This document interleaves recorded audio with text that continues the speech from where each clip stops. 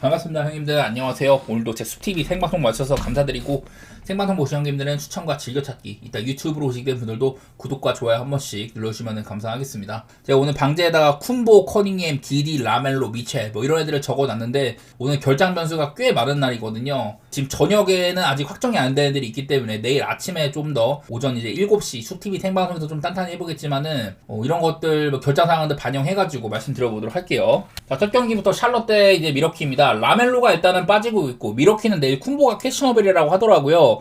근데 쿤보가 지난번에 휴선전에서 그냥 무난하게 잘 뛰었습니다. 내일 뭐 갑자기 빠질 수도 있겠지만은 사실 뭐 굳이 빼줄 이유는 저는 없다고 생각을 해요. 자, 일단은 미러키는 샬럿한테 맞대결상 7대1 정도로 우세했던 것들이 많이 있어요. 자, 직전 경기 샬럿 한번 볼게요. 라멜로가 없었던 샬럿이 어땠냐. 3점은 47.2%로 잘 들어갔습니다. 특히나 전반전에는 진짜 많이 들어갔어요. 그러다 이걸 레이커스가 좀 역전을 한 거였었는데, 턴오버가 22개였다. 총 슈팅 횟수가 71번밖에 안 돼요. 이거는 좀 많이 심각한 거거든요. 3점이 잘 들어갔고, 뭐 자유투도 22번이면 적당히 쐈지만은 총 슈팅 개수가 71개다. 그만큼 플레이의 끝맺음을 제대로 못했다는 얘기가 됩니다. 레이커스는 좀 90개를 쐈는데, 이게 막 엄청나게 오펜시브 리바운드를 많이 따인 것도 아니고, 순수하게 턴오버가 많아가지고 슛으로 연결되지 않아가지고, 그래갖고 이런 차이가 일어난 거였었거든요. 한마디로 샬럿 3점 뽀르고 터졌지만은 참 막는 구가 심했다. 한 경기에서 슛을 71개밖에 안 썼다는 건 이거는 되게 좀 심각한 겁니다. 그만큼 라멜로가 없을 때 이런 플레이메이킹 같은 것들이 잘 안 되는 것들, 그런 것들이 눈에 띄었었고, 그리고 지난번에 미러키는 쿤보가 1쿼터 때 무득점에 그쳤고 댈러스한테도 좀 콜이 박혔었어요. 그리고 게트주도 지금 진짜 못합니다. 3점 같은 거 계속 안 좋고 이래갖고, 벤치에 있는 쿠즈마를 올려 쓴다면은 뭐 높이도 높아지니까 수비적으로나 뭐 리바운드 사수라던가 그런 것들은 좀 괜찮아질만 한 것 같아요. 안 그래도 지금 라인업상으로 미러키는 쿤보 빼고는 전원이 뭐 3점을 다 쏠 수 있는 그런 상태입니다. 뭐 쿠즈마가 사실 게트주보다 3점이 좋다고 할 수는 없는데, 미러키의 약점을 좀 보완해줄 수 있는, 게트주가 지금처럼 안 좋다면은 이런 것들도 고려해봐야 되지 않나, 뭐 이런 상황이고요. 두 선수가 워낙에 중요하니까 이런 것들도 볼게요. 또 여러 차례 라멜로가 없으면 샬럿의 공격이 많이 빠그라진다고 했습니다. 작년 기준으로 한 12점가량의 언더로 가고 손해보는 것들이 많았다. 플레이 스타일 상으로도 야투가 이런 시도 횟수 자체도 3.7개라는 차이가 나고, 성공률도 2%가량 차이가 나고요. 3일주 시도 횟수는 거의 뭐 7개가량 줄어든다고 합니다. 라멜로가 없으면은 성공률도 거의 뭐 한 3.5%가 떨어진다. 한마디로 샬럿에서 라멜로의 존재는 오펜스에 상당히 큰 영향이 있다, 이런 거고요. 그리고 쿤보, 자, 이거는 이게 작년 기준이거든요. 생각보다 쿤보의 영향력이 그렇게 크진 않더라, 수치로 드러나는 거는 뭐 이렇다고 했었는데, 이거를 떠나서 쿤보는 워낙에 뭐 중요한 선수이기는 해요. 자, 올해는 이제 쿤보가 있을 때와 없을 때 18.5점가량 차이가 나고 있습니다. 아마 지금 쿤보도 MVP 이런 레더에서 굉장히 높은 위치에 있을 거예요. 그만큼 중요한 선수라는 건데, 내일 이제 뭐 쿤보가 저도 뭐 뛸 수 있을 가능성이 좀 더 높다고 보지만, 혹시나 빠져버리면은 아까 봤던 작년 자료보다도 더 큰 손해일 수가 있다, 이런 거고. 근데 올해는요, 쿤보가 없었을 때 한번 골스를 잡은 적이 있었습니다. 미러키의 3점이 46개 중에 19개가 들어갔어요. 올 시즌 미러키는 현재 40% 정도로 3점을 꼽고 있습니다. 그러니까 지금 워낙에 3점을 잘 꼽는 팀이고, 쿤보가 없을 때도 이 정도 3점이면 엄청 막 튀는 지표까지는 아니라는 얘기가 되거든요. 이나 뭐 롤린스가 아주 좋은 활약한다든지, 벤치에서도 콜 앤서니 좋은 활약하고 뭐 이래갖고 얼추 뭐 땜빵이 잘 된 편이라고 볼 수가 있겠습니다. 그래서 내일 저는 쿤보가 일단은 뛸 가능성도 꽤나 높다고 보긴 하는데, 여기다가 라멜로가 없는 샬럿, 이게 상태가 너무 심각해가지고 저는 뭐 미러키를 조금 더 좋게 보고는 싶어요. 그리고 233.5, 사실 샬럿이라는 팀은 오바를 받는 팀이고, 미러키도 상대랑 좀 페이스 맞춰 간다거나 그렇게 막 언더 보기 좋은 팀은 아닌데, 이 경기 일단 뭐 언더 한번 생각해 보도록 하겠습니다. 샬럿이 플레이가 너무 안 될 가능성, 그런 것들 따져보도록 하고, 저는 미러키를 좀 좋게 볼게요. 그 다음은 뉴욕 대 올랜도인데, 자, 제가 어제도 로빈슨의 중요성에 대해서 말을 한 적이 있었어요. 이제 미첼 로빈슨이 어제 경기는 쉬었고, 그 전 경기들에서 좀 짧은 시간이지만 두 경기 동안 36분 동안 오펜 리버 엄청 많이 잡고, 블락이나 스틸, 스탁스 상으로도 8개나 기록을 했다. 뭐 36분 동안 이 정도의 활약을 해줄 수 있다면 어마어마한 거라고 얘기를 했었습니다. 그만큼 비대칭 전력, 하트랑 로빈슨이 있으면은 뉴욕은 오펜시브 리바운드가 엄청나게 높다. 아마 이제 어제 경기가 뭐 백투백이어서 쉰 것 같아요. 그 부상 관리 차원에서. 그래서 오늘 이제 올랜도와의 경기 때는 저는 뛸 수 있을 거라고 보거든요. 마침 올랜도가 여기 있는 바그너, 벤케로, 웬카주 전부 다 208이 넘습니다. 벤치에도 뭐 비타제나 아이작, 높은 선수들이 진짜 많은데, 이런 팀한테 뉴욕이 본인들의 강점을 살리려면은 저는 로빈슨이 좀 유용할 거라고 보거든요. 안 그래도 이 올랜도는 되게 좀 수비가 빡빡한 팀인데 그런 팀 상대로 인사이드에서 경쟁력이 있으려면은 로빈슨의 중요성이 저는 좀 필요하다고 보거든요. 직전 경기 때 뭐 멤피스는 아주 압살을 했다. 최근에 미칼이 뭐 턴오버들 많이 줄고 되게 좋아졌고 오지 아누노비는 그냥 뭐 아주 좋은 시즌이고요. 하트도 지금 관리 잘 받으면서 전반적으로 뉴욕의 효율이 괜찮은 상태라고 보입니다. 최근에 뭐 공격 카테고리 아주 뭐 좋은 거라든지 이런 것들도 좋고. 근데 다만 이게 뉴욕이 살짝 아쉬운 거는 작년에 백투백일 경우에는 6승 9패로 조금 아쉬웠다는 거. 이게 있긴 하거든요. 동부에서 상당히 높은 순위에 있었는데 백투백은 아쉬웠다. 하지만 올 시즌 현재까지 홈 7전 전승에다가 7경기 전부 다 마헨에 성공을 하고 있어요. 어제까지 뭐 이겼기 때문에 그렇게 되는 거고 뭐 이제 올랜도도 홈발을 많이 받는 팀이고 이 자유투를 삐져내는 게 많은데 원정이라면 그런 것들이 조금 이제 완화가 될 수도 있습니다. 지난번 경기도 그렇게 좋은 경기는 아니었었어요. 3점이 워낙에 극악이었었고 그나마 벤케로가 조금 괜찮은 날이긴 했지만은 클러치 타임 때는 벤케로도 뭐 자유투 놓치거나 이런 것들이 되게 많았었습니다. 그래도 마지막에 본인이 싼 똥을 스틸로 치우면서 결국에는 베인의 마지막 이런 버저비터 샷으로 연결이 됐지만은 그날 뭐 베인도 안 좋았었고 좀 세탁이 된 경기거든요. 저는 올랜도가 그렇게 뭐 좋지는 못했다 이렇게 생각을 하고 있고 뉴욕을 조금 더 좋은 상태로 보긴 할게요. 글쎄 제가 말씀드린 것처럼 로빈슨의 그런 오펜 리바 강점 이런 것들이 올랜도한테 좀 나오기 어려운 부분이 있지만은 그냥 팀적인 상태가 뉴욕이 훨씬 좋아 보입니다. 홈에서 7전 전승 7승 전부 마헨이다. 이거를 좀 더 신경 써 보도록 할게요. 여기다가 사실 뉴욕니스는 지금 언더보기에는 별로 안 좋은 팀입니다. 상대한테 3점도 많이 허용을 하고 있고 실점도 뭐 나름대로 관리는 되지만 공격이 워낙 잘 되고 있어서 저는 좀 오버보기에 좋은 팀이라고 생각하는데 올랜도도 229라는 점수 치고는 최근에 점수가 뭐 적게 나는 편은 아닙니다. 예년만큼 그렇게 극 언더팀까지는 아닌 것 같다 이런 느낌이어서 오버도 살짝은 뭐 봐볼 만한 것 같아요. 자, 그 다음은 디트로이트 대 시카고 경기입니다. 일단은 얘네들이 올 시즌 한번 만난 적이 있었어요. 디트로이트가 지금 동부에서 아마 가장 승률이 좋은 걸로 알고 있는데 딱 이제 시카고한테 한번 진 적이 있었습니다. 그리고 점수도 생각보다 많이 안 났었죠. 두 팀 다 그래도 이제 디트로이트는 맞춰가는 팀이고 시카고는 상당히 좀 빠른 팀으로 봐야 되는데 한번 저득점이 난 적이 있었어요. 이날 이제 뭐 커닝햄이 야투가 24개 중에 8개 23점밖에 못 넣었다든지 듀랜도 15점으로 퇴장당한 경기였나 아마 그랬었었죠. 그리고 이제 시카고에서는 이날 또 뭐 기디라든지 여러 선수들이 전부 다 고루고루 활약을 잘해줬습니다. 원래부터 주전의 출전 시간과 벤치의 출전 시간이 비슷한데 이날은 뭐 3점 같은 것들이 그게 막 잘 터진 날이 아닌데도 대신에 자유투 많이 얻어내면서 시카고가 좀 승리한 그런 기록이 있었는데 자, 내일은 양팀 다 결장이 좀 많이 심각합니다. 디트로이트는 원래부터 지금 아우사르 탐슨이나 해릭스, 스튜어트 이런 애들이 빠질 가능성이 높은데 커닝햄까지 퀘셔너블이 들어와 있거든요. 원래 커닝햄이 프로버블로 나와 있다가 오늘 이제 퀘셔너블로 바뀌었다고 하더라고요. 지금 엉덩이 경련 막 이런 게 있어가지고 나오기가 어렵다고도 한다 이런 얘기가 있고 시카고는 기디가 퀘셔너블이죠. 지난번 경기도 빠졌는데 기디는 엄청 심한 부상까지는 아니라고 합니다만은 뭐 그래도 차츰차츰 도 살펴야 될 필요가 있다 그런 얘기가 있더라고요. 아마 저는 기디가 조금 더 나올 가능성이 높아 보이긴 하는데 어쨌든 커닝햄도 원래는 정상 출전이었다가 퀘셔널로 다운그레이드가 된 거여가지고 이 경우에는 뭐 지켜봐야겠지만은 안 나올 가능성도 조금 있는 겁니다. 지난번 경기 때 커닝햄 그날 이제 야투를 45개 쏴가지고 14개를 넣었거든요. 종전 기록이 코비 브라이언트가 한 경기에 30개를 놓친 적이 있다. 근데 이거를 커닝햄이 갱신을 했습니다. 한 경기에 31개 슛을 날려 먹으면서 뭐 디트로이트가 연장 가가지고 꾸역꾸역 이기긴 했지만은 커닝햄은 사실 뭐 40점 이상 넣었던 걸로 기억을 해요. 그리고 트리플 더블까지 했는데 그런 기록의 이면에는 이런 아주 안 좋은 야투율이 있었다. 그만큼 이 자원들이 부족하니까 본인이 많이 쐈는데 성공률이 안 좋았다는 뜻이 됩니다. 그냥 뭐 별로였다는 날이에요 한마디로. 워싱턴한테조차 굉장히 고전했던 경기였었고 내일 그래서 만약에 이 커닝햄까지 못 뛰게 된다고 하면은 제가 이제 아우사르 탐슨, 스튜어트, 해리스 이런 애들을 이제 안 뛰는 경우 커닝햄은 뛰는 경우 이때를 봤더니 플러스 12.98이 찍혀요. 얘네들 없어도 커닝햄은 나름대로 잘 해왔다 이런 건데 만약에 커닝햄까지 빠져버린다? 디트로이트는 마이너스 22점으로 가버린다고 합니다. 그만큼 커닝햄이 날려먹는 것도 많지만 분명히 중요한 선수는 맞다는 얘기가 되는 거예요. 그래서 이런 상황에서 디트로이트는 내일 커닝햄이 뛸지 안 뛸지 중요하긴 할 텐데 저는 현 시점에서는 안 나올 가능성도 분명 염두에 둬야 된다고 보는 편입니다.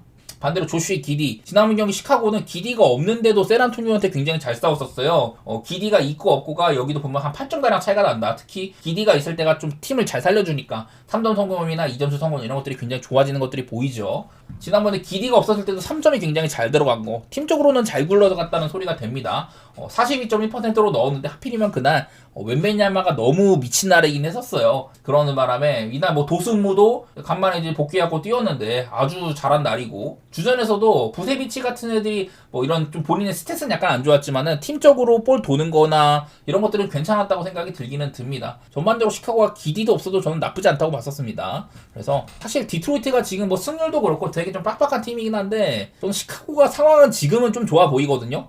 핵심 선수 커닝햄이나 기디의 출전 가능성도 저는 기디 쪽이 조금 더 높다고 보는 편이긴 해서요. 지난번 경기 디트로이트는 그냥 순수하게 워싱턴보다 거의 뭐 야투를 한 20번가량 더 많이 쏜 거예요. 자유투도 더 많이 쐈는데 그러는데 이런 좀 아웃사이더 탐슨 비슷해가지고 여러 좀 수비수들이 많이 없다 보니까 거기서 좀 많은 실점을 했다고 보입니다. 워싱턴이 너무 좀 고점이 뜬 것도 있고 약간 뭐 억가가 겹치했지만은 디트로이트의 경기력도 그다지 좋지 않은 게 사실이었다. 여태까지 보여줬던 이런 좋은 수비력이라든지 그런 것들이 참 드러나지 않았던 날이거든요. 저는 일단 뭐 시카고가 원정일지라도 조금 더 현재까지는 괜찮은 상황이지 않나 그렇게 봐서 일단은 뭐 프렌 쪽으로만 보도록 하고요. 언더오버는 안 건드리는 게 맞는 것 같아요. 다음 경기는 마이애미 대 클리블랜드 경기입니다. 뭐 얘네가 직전 경기 때 아주 혈전을 펼쳤습니다. 연장까지 가가지고 말도 안 되는 이런 뭐 버저비터 쇼에다가 막 그런 재밌는 경기였는데 내일은 근데 일단은 밸런스가 많이 무너져 있어요. 직전 경기 뭐 볼 것도 없고 클리블랜드 쪽에서 갈란드, 미첼, 모블리 여기다가 벤치에서 훌륭한 타이슨까지 결장을 한다더라. 갈란드, 미첼, 모블리 클리블랜드의 닥주전 자원들이죠. 얘네들이 싹 다 빠져버리면 무슨 일이 일어나냐. 얘네들이 전부 안 뛰게 되면 마이너스 26.99점이라고 합니다. 근데 얘네들이 셋 다 동시에 뛰는 경우 플러스 29.57이 찍히고 있어요. 그만큼 하늘과 땅 차이라는 얘기가 됩니다. 내일 클리블랜드는 무너질 가능성이 상당히 높아 보인다. 그 전에 뭐 작년부터 해가지고 이렇게 한 3경기 정도 올 시즌도 한번 얘네들이 싹 다 빠진 경기가 있었는데 이런 경기들에서는 뭐 작년에 인디애나 꽤나 강한 팀이었었고 그래도 작년에는 클리블이 저력을 보여주곤 했었는데 막 연장까지 가기도 하고요. 올해는 토론토한테 그냥 뭐 개발리는 경기가 한번 있었습니다. 이때 심지어 홈이었는데도 토론토한테 개발렸거든요. 사실 어떻게 보면 이 경기도 토론토가 생각보다 못 치고 나간 경기야. 네, 내일은 클리블랜드가 결장이 너무 심한 점 미첼, 모블리, 갈란드 저는 헌터나 알렌보다도 얘네가 주전 자원 중에서 훨씬 더 중요하다고 보거든요. 걔네들이 싹 다 이미 좀 결장이 좀 나온지라서 이게 지금 심지어 마이애미가 못하고 있지도 않잖아요. 직전 경기 때 풀멤버의 클브를 부수기도 하고 뭐 오펜 리마는 많이 따였지만 최근에 오펜이 4경기 동안 88개를 따이고 있어요. 경기당 평균 22개를 따인다. 자유투도 많이 못 얻었고 뭐 이런 건 있었는데 근데 클블이 이렇게나 많이 빠지면은 확실히 마이애미가 탄력을 받기는 할 거다. 마이애미 지금 저는 잘 굴러가고 있다고 보거든요. 벤치에서 아마 메릴이라든지 뭐 론조볼 이런 애들이 올라올 텐데 론조볼 올 시즌은 그냥 아주 뭐 못 써먹을 정도고 메릴도 초반에 3점 감이 좋다가 지난번 경기 때 처음에 그 7개 중에 하나도 못 넣은 상태로 시작했다가 4쿼에 4개 연속으로 내가 넣어가지고 비볐거든요. 이후에 5개를 전부 다 실패를 했다. 요즘에는 3점 감도 그리 좋은 시기가 아닙니다. 저는 마이애미를 좋게 보도록 하겠습니다. 자, 그 다음에는 보스턴 대 멤피스 경기입니다. 맞대결상으로는 그래도 보스턴이 많이 이겼다고 해요. 여태까지 7대1 정도로 오랜 동안 멤피스를 많이 좀 부숴왔다. 멤피스가 괜찮은 시즌조차 보스턴을 많이 이겨왔었네요. 작년에 백투백상으로 보스턴은 8승 5패, 멤피스는 10승 5패로 보스턴이 동부에서 2등씩이나 했는데 백투백은 잘 치는 편은 아니다. 멤피스는 얘네들이 2등 하다가 8등으로 굴러 떨어졌지만은 그래도 이런 백투백들은 조금 더 잘해왔다는 게 있기는 하더라고요. 근데 이게 보스턴이 지난번 이제 유타전에 매번 말하지만 그때까지는 3점을 굉장히 많이 썼었다. 하지만 3점을 고집하다가 역전당한 경기 이후로는 최근 경기들에서는 3점을 그렇게 많이 던지지는 않아요. 그 전에 3경기 동안 37개를 평균적으로 던지고 있었는데 어제 경기도 필라델피아한테 38개밖에 안 던졌거든요. 전체 야투 92개 중에 38개니까 확실히 보스턴이 이제는 3점을 조금 더 아끼는 그런 쪽으로 노선을 정한 것 같기는 합니다. 뭐 직전 경기도 되게 안 좋은 경기였었어요. 그냥 이것도 초반에 많이 밀리다가 필라델피아 이런 조루 특성 때문에 보스턴이 역전까지 했지만은 결국에는 패배를 했다. 반대로 멤피스는 또 이제 뉴욕한테도 그냥 뭐 개발로 썼죠. 처음에 사실 뭐 한 20-30점 차가 가까이 났었는데 마지막에 좀 추격을 많이 했거든요. 뉴욕이 마음을 놓았을 때. 근데 지금 여전히 모란트는 별로에다가 벤치에서 카워드 같은 애들이 올 시즌 잘 뽑은 신인이다 이런 얘기가 있었지만은 요즘에는 야투도 그냥 쳐받고 있습니다. 자택주 어제 경기도 파울아웃이 있었고 멤피스는 저는 안 굴러가는 집안이라고 생각이 돼요. 그래서 이 경기도 좀 어려운데 사실 승패는 둘 다 저는 별로라고 생각을 합니다. 둘 다 못하거든요. 그래도 보스턴이 뭐 홈빨이 있다거나 이런 건 있겠지만 워낙에 현재 빠지고 있는 자원들의 이런 갭 차이는 줄일 수가 없다. 그런 게 보여가지고 전 둘 다 못한다고 생각을 해서요. 어느 한쪽을 선택하는 게 큰 의미는 없다고 보입니다. 뭐 언더 정도 생각하고 있긴 하고요. 멤피스가 6.5 프레? 못 볼 거는 없긴 한데 이거는 굳이 둘 다 너무 못하는 게 보여가지고 승패 쪽으로 선택하고 싶지 않고 언더도 사실은요 보스턴은 언더팀이지만 멤피스는 이제 그래도 좀 빠른 팀에 속하긴 하거든요. 하지만 최근에 너무 쌓아놓은 게 없었다 이런 것들이 있어가지고 건드리기 안 좋은 경기라고 생각을 합니다. 자, 그리고 다음은 샌안토니오 대 골스 경기입니다.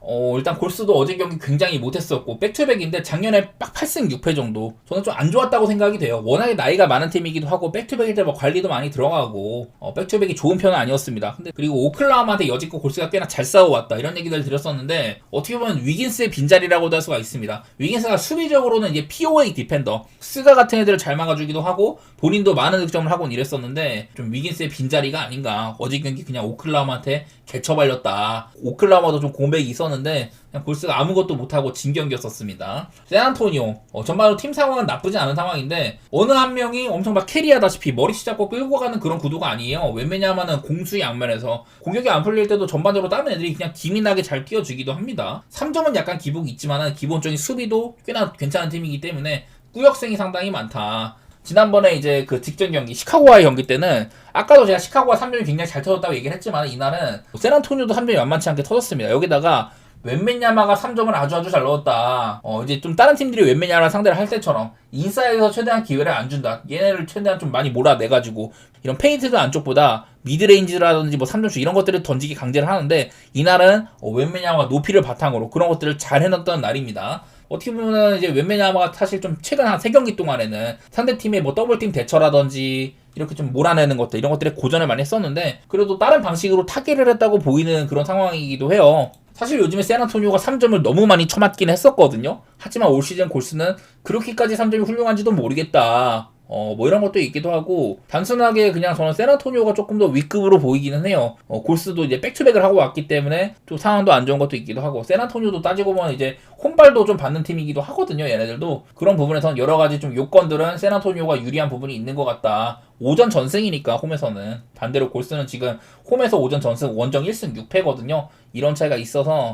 저는 일단 뭐 샌안토니오로 좀 좋게 보고요. 원래 골스가 그렇게 막 오버보기 좋은 팀은 아니긴 한데 지금 샌안토니오랑은 비벼지는 게임들 그런 것들이 나온다면은 오바 같은 것들도 검토해보고 싶기는 하네요. 사실 오바보다는 그냥 샌안토니오로 보는 게 편한 것 같긴 한데 한편으로 또 이제 골스라는 팀은 저력이 있으니까 그런 것들도 무시는 안 하고 있어요. 오바도 보고 샌안토니오도 보고 그렇게 하겠습니다. 자, 다음으로 휴스턴 대 워싱턴 경기 있습니다. 자, 일단 맞대결 상으로는 휴스턴이 워싱턴을 많이 이긴 편이었었습니다. 최근에 7승 1패고 그리고 5연승을 달리고 있거든요. 전부 마인을 한 거였었다. 휴스턴은요 올 시즌에 오펜 리바를 15.3개를 따가지고 전체 1등입니다. 반대로 워싱턴은 14.5개를 허용을 해가지고 밑에서 두 번째로 허용을 많이 하고 있는 그런 팀이에요. 이런 오펜 리바 면에서 확실히 휴스턴이 이득이 있다 이런 거고 지난 이렇게 맞대결 상으로 4번 이 정도 기간 동안에는 그 경기들 맞대결 상으로 휴스턴은 평균 14개의 오펜 리바를 가져갔고요. 자유투도 워싱턴보다 4경기 합쳐가지고 평균적으로 이제 9개 정도로 더 쌌거든요. 그만큼 제가 매번 얘기하는 휴스턴의 가장 큰 장점 이런 상대보다 더 많은 공격 기회를 가져간다. 그런 면에서 확실한 우세가 많이 드러났던 그런 거라고 할 수가 있겠습니다. 저는 매번 이렇게 물리적인 공격 기회가 많을수록 그런 것들이 승리에 조금 더 가까워지는 가장 편안한 요소라고 본다. 이런 얘기를 많이 하는데 특히나 워싱턴한테는 그런 것들이 많이 드러났던 편이었었어요. 하지만 휴스턴이 지금 아무래도 이제 벤블릿이 없다 보니까 턴오버를 잃는 실점이나 이런 것도 되게 많은데 그래도 뭐 지난번 경기 때는 오펜 리바 많이 딴 거 미러키 상대로 그리고 4쿼터 때 듀란트가 해결사 모드가 있었던 것들 그런 것들로 또 뒤집기까지 했었습니다. 일단은 뭐 좋은 상황으로 보이기는 해요. 그리고 반대로 워싱턴은 지난번 디트로이트한테도 오펜 리바 많이 내준다던가 또 이제 자유투 같은 것들 많이 내주면서 되게 고전했는데 그 경기가 어쨌든 비벼질 수 있었던 거는 심지어 워싱턴이 많이 앞서고 있는 경기였거든요. 디트로이트 상대로도 그날 이제 맥컬럼이 아주 그냥 극고점이 떴습니다. 여기서 이제 벤치 선수들의 야투도 굉장히 좋았었고 그다음 워싱턴이 아마 3점이 40% 후반대였을 거예요. 아주 잘 터진 날이었었고 이런 일은 사실 많지는 않다. 올 시즌에 워싱턴이 3점이 그렇게 나쁘진 않지만은 저는 올 시즌 가장 좀 좋은 경기를 했다고 보이거든요. 직전 디트로이트전이 디트로이트가 부상도 많고 좀 이제 커닝햄의 상태도 별로고 워싱턴이 어떻게 보면 승리에 좀 가까운 날이었는데 그 경기조차 연장 가가지고 졌다. 휴스턴은요 직전 경기 디트로이트처럼 그렇게까지 얼빠진 팀은 아니라고 보이긴 합니다. 일단은 멤버상으로도 탄탄한 것도 있기도 하고 확실한 이런 뭐 공중전들 그런 것들로 압살할 수 있는 팀이라고 보이기는 해요. 그래서 16.5라는 기준점을 받은 이유가 있다. 맞대결상으로도 그렇고 제 관점에서는 양팀의 플레이 스타일, 구도 그런 것들이 휴스턴이 상당히 유리한 구도라고 생각이 됩니다. 사실 여지껏 제가 아까 봤던 뭐 4경기 그 최근 5경기 전부 다 5연승 전부 다 만회를 했다고 했는데 그 당시의 기준점은 옛날 것들은 조금 적은 것도 있긴 한데요. 아마 작년에도 뭐 13.5나 뭐 14.5 이렇게 받은 적이 있었습니다. 그때도 전부 다 해줬어가지고 저는 뭐 휴스턴을 한 번 더 만회 쪽으로 보도록 하겠습니다. 해줄 수 있을 거라고 보여. 16.5여도 어쨌든 저 정도의 점수는 굉장히 높다. 어제도 어떤 한 팀이 1분 30초 동안 17점을 앞서고 있었는데 그거를 결국에 10점 차로 7대0 런을 당해가지고 마인을 깨뜨린 그런 바도 있기 때문에 이런 높은 기준점은 조심하기는 해야 돼요. 234.5 저는 지난번에 워싱턴 디트로이트한테 나는 얘네가 한 120점 이상 내면서 비비면서 지는 것보다는 저득점으로 막혀가지고 질 가능성이 높을 것 같다 그렇게 봤는데 워싱턴이 그날 뭐 맥컬럼도 폭발을 하고 나름대로 잘 굴러갔잖아요. 과연 그런 것들이 휴스턴한테까지 일어날지는 모르겠다 뭐 그런 느낌은 있지만 어떻게 보면 휴스턴은 맞대결 상으로도 네, 워싱턴한테는 한 경기 빼고 나머지는 전부 다 좀 고득점으로 부숴왔던 느낌도 있거든요. 그런 것들까지 살려가지고 오바도 같이 보도록 하겠습니다.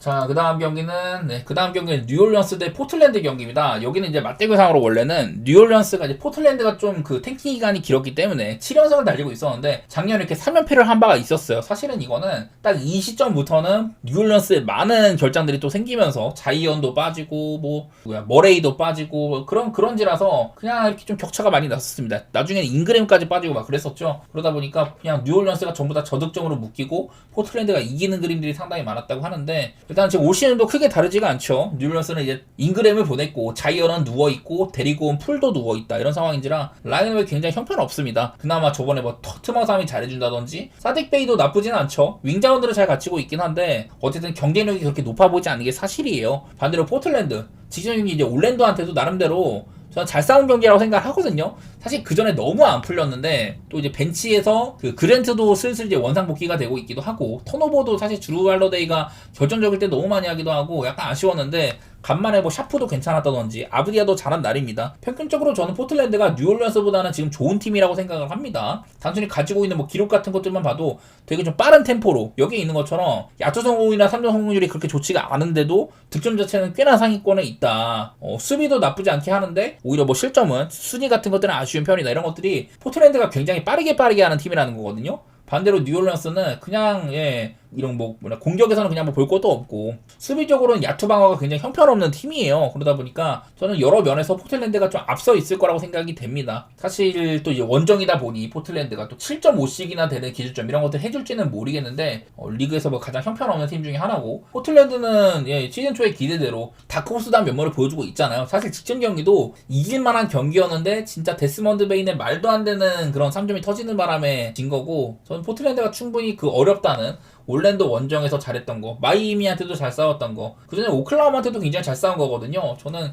포틀랜드는 지금보다도 사실은 더 많은 선수를 가져갈 만도 했다. 그렇게까지 보는지라서 저는 포트를 좀 좋게 볼게요. 그 다음은 댈러스 대 피닉스 경기입니다. 내일 뭐 AD가 또 복귀한다 만다 이런 얘기들이 있는데 지금 AD의 복귀에 관해서는 원래 이런 뭐 단장이나 그리고 뭐 구단주의 개입 같은 것들이 있었다고 하더라고요. 아마 구단주가 앤서니 데이비스의 출전을 조금 막았다는 얘기가 있거든요. 지금 니코 해리스는 단장이 잘렸고 댈러스가 엄청 내부적으로 변동이 심한 상태입니다. 경기마다 매번 라인업이 조정이 된다든지 언제는 뭐 디안젤로 러셀을 썼다가 말았다가 뭐 나지마샤를 선발을 썼다가 말았다가 뭐 이런 것들이 엄청 많아요. 그냥 댈러스가 팀적으로 되게 안 굴러가고 있는 상태라고 보입니다. 여기는 AD가 또 이제 퀘션으로 올라오긴 했는데 슬슬 뛸만한 상태로 보이긴 하거든요. 하지만 올 시즌에 대놓고 몸이 많이 부른 것도 있기도 하고 컨디션적으로는 그렇게 좋지 않을 거라고 보이긴 해요. 반대로 피닉스는 작년에 비해서 많이 떨어져 나갔습니다. 듀란트도 나갔고 그러긴 한데 팀적으로는 나름대로 갖춰지고 있는 시기거든요. 제가 여러 차례 이 알렌이 원래부터 3점을 잘 쏘는 친구인데 올 시즌에는 더 많이 쏘고 있다. 그래서 효율을 살리고 있다고 얘기를 했는데 직전 경기 때 3점을 15개 중에 10개를 꽂았습니다. 심지어 이건 4쿼터 때 거의 안 뛴 거거든요. 이거보다도 더 많은 점수를 낼 수도 있었어요. 42점으로 커리어 하이 작성을 했던 아주 그냥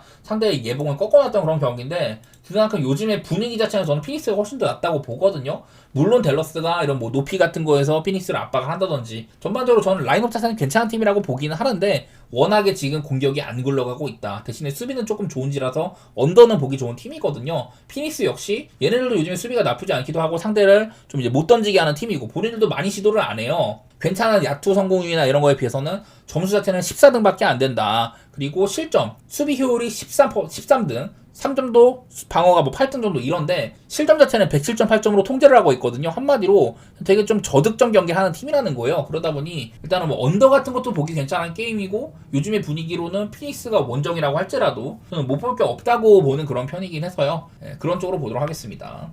자, 다음은 오클라호마 대 레이커스 경기입니다. 오클라호마 대 이제 백투백이죠. 사실 작년에 오클라호마는 백투백일 때 조금 아쉽긴 했어요. 전체에서 엄청 높은 수를 자랑을 했는데 11승 5패였었거든요. 작년에 68승 팀이고 총 14패를 했는데 그 14패 가운데 5번이 전부 백투백에서 나온 거였다. 꽤나 비율상으로는 백투백 패배가 오클라호마의 기록에 영향을 미쳤다고 할 수가 있겠습니다. 그래서 백투백일 때는 약간 아쉬운 팀이긴 한데 그래도 올해는 뭐 나쁘진 않아요. 그리고 제가 여러 차례 이 스가에 대한 얘기를 어제도 했었는데 자, 스가 MVP를 받은 선수입니다. 근데 올해는요, 작년에는 스가가 있고 없고가 거의 뭐 팀에 17점, 18점 가량 영향을 미쳤었거든요. 올해는 근데 차이가 거의 없는 수준이다. 스가가 있을 때가 조금 더 뭐 점수가 잘 나고 실점이 많아지는 거. 그래서 언더오버 차이는 보이지만은 스가가 있고 없고가 생각보다 영향을 못 미치고 있다. 이러면서 제가 어제 AJ 미첼을 많이 올려쳤거든요. 스가가 없을 때, 스가가 쉴 때 AJ 미첼 혼자 뛸 때가 플러스 12.69가 찍힌다.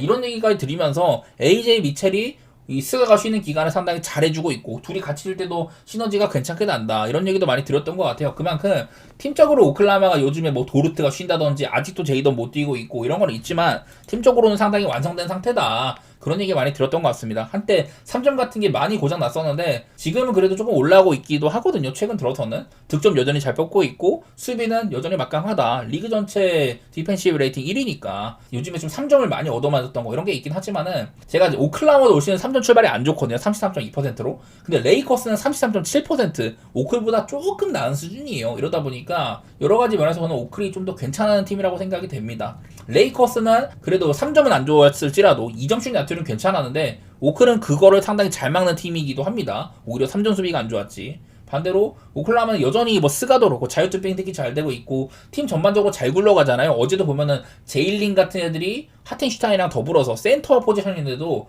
볼을 굉장히 잘 돌리고 링커 역할을 아주 잘해요. 그런 팀인지라 볼도 굉장히 잘 도는데 레이커스 이렇게 좀 2점슛 야투 방어에 대해서는 약점이 또 있더라. 이런 것들도 있어가지고 오클라호마가 레이커스한테 좀 상당히 괜찮다고 보긴 합니다. 작년에는 얘네들이 이제 4월 6일이랑 8일 이렇게 띄엄띄엄 바로 맞붙었었거든요. 근데 6일 경기 때는 오클라호마 한번 졌습니다. 뭐 르브론도 아주 잘했었고 막 그랬었는데 그때는 뭐 레이커스 3점이 55%로 서진 경기예요. 좀 이례적인 경기였었고 바로 다음 경기에서 오클라호마가 무난하게 쳐바른 날이 또 있었다. 그런 것들도 있는지라서 심지어 그때는 르브론, 리브스, 돈치치 다 뛸 때였었고 지금은 이제 르브론 일단은 없잖아요. 자, 근데 뭐 레이커스도 긍정적인 부분은 있습니다. 옷이 돈치치와 리브스 이 동시에 뛰는 경우가 베스트 오펜시브 레이팅을 자랑한다. NBA 역사상 123을 6위 찍힌다고 하더라고요. 뭐 이런 지표는 좋다고 막 찍히곤 하는데 근데 이제 오클라호마는 리그에서 앞선 수비가 굉장히 좋은 팀이다. 원래부터 스가도 스틸 같은 거 뭐 잘하고 있고 케이슨 올라스는 올 시즌 대놓고 스틸 1등이에요. 여기다 뭐 내일은 도르트가 나올지 모른다고 합니다만은 안 나와도 카루소가 있기도 하죠. 그래서 오클라호마 수비가 아주 좋은 팀인지라서 방금 봤던 그런 레이커스의 긍정적인 지표들이 좀 무마될 수도 있다. 심지어 오클은 경기가 안 풀리더라도 4쿼터에 net 레이팅이 최고인 선수들 카루소라든지 홈그랜 클러치 게임에서 비벼지는 그림들 그런 것들도 아주 뭐 잘하는 팀이기도 하는지라 저는 오클이 사실 이런 백투백이라는 아쉬움이 있지만 요즘에 레이커스도 명확한 3점 부진이 좀 보이기도 하고 지난번에 샬럿전도 사실은 진짜 어려운 경기였었어요. 레이커스 왜 이렇게 못하냐. 오히려 샬럿이 후반에 자멸한 경기였었지. 저는 내일 경기는 오클이 조금 더 우세하긴 할 것 같다. 이렇게 보면서 사실 언더우먼은 좀 안 건드리고 싶긴 한데 229는 좀 낮아 보이기는 하네요. 뭐 레이커스도 못하진 않으니까 아무리 안 풀려도 돈치치나 리브스 자유투 핑크께도 뭐 도 같은 애들이기도 하고 투맨 게임 같은 것들은 괜찮게 하는 팀이어서 오바도 같이 보도록 할게요.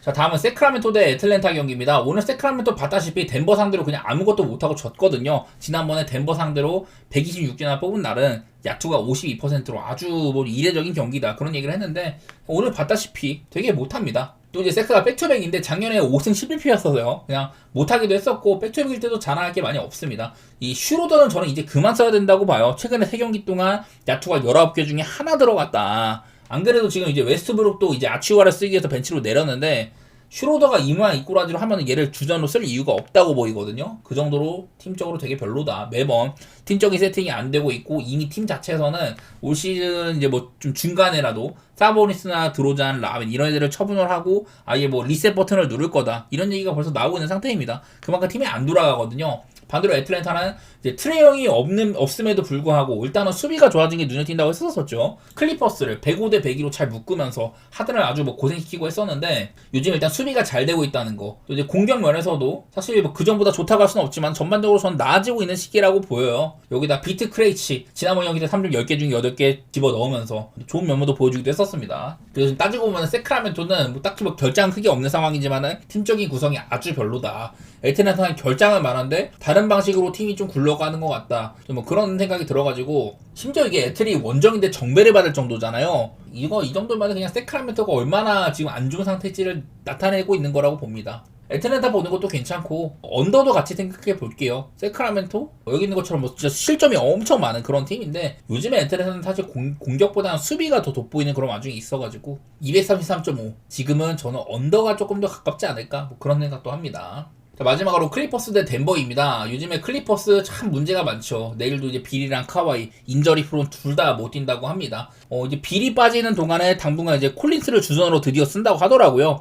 이 정도는 긍정적이라고 보는데 하필이면은 또 카와이가 없을 때다. 지금 공격에서 도와줄 놈이 너무 없다 보니까 하든 혼자 되게 그냥 북치고 장구치고 하고 있거든요. 하지만 뭐 지난번 경기 때 되게 좀 아쉬운 이런 셀렉션도 있었었고 혼자서는 뭔가 이 정도의 팀이 못하고 있을 때는 어떻게 할 수가 없다고 봅니다. 공격도 바닥이고 수비도 그렇게 좋게 되고 있지는 않다. 3점 허용률이 너무나 높기도 하고 지금은 또 이제 콜린스가 저번에 올라왔을 때는 본인도 그렇고 콜린스가 또 없으니까 벤치까지 거덜나면서 클리퍼스가 지금 좀 이제 궁지에 몰려있는 상태다. 좀 그렇게 보이는 것 같아요. 여기서 조금 더 나아지려면은 진짜 뭐 야투보록이라든지 그런 게 좀 있어야 될 것 같은데 지금 주바치도 좀 힘에서 밀리고 작년에 얘네들이 그 플레이오프에서 붙었을 때 보면은 주바치가 요키치 상대를 아주 잘해줬거든요. 근데 올해는 뭔가 힘에도 좀 붙인 것 같고 확실히 좀 카와이가 없으면 그런 부분에서 약점이 드러나긴 할 거다. 네, 이런 생각입니다. 클리퍼스가 지금 조합이 너무 좀 구성이 좀 별로인 것 같아요. 나이도 많은 팀이기도 하고 원래부터 느릿느릿하게 하는데 지금 공격까지 안 되니 답이 없는 상태로 보이고요.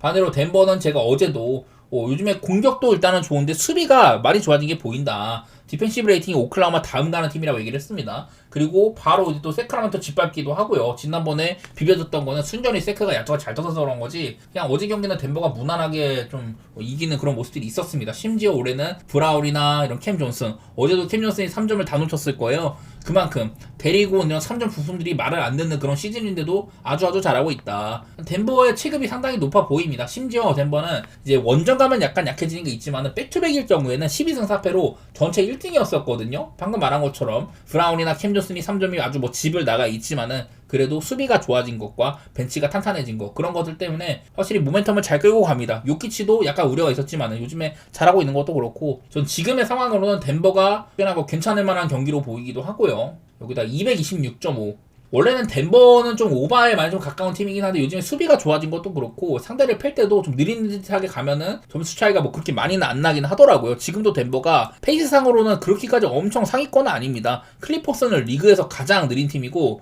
덴버는 이제 원래 좀 빨랐는데 지금 100.95 17등 정도로 많이 내려왔거든요. 이런 거 상으로는 226.5 언더도 고려할 만은 하겠다. 네, 그렇게 보도록 하겠습니다.